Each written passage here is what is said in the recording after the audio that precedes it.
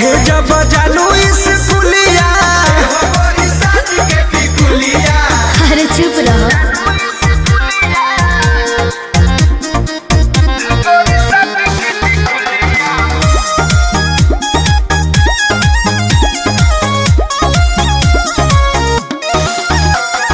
Tuition में mission लही कन के बा हमारा बतावे के, घड़ी में सभे देखेला समय हमारा जाए आवे के।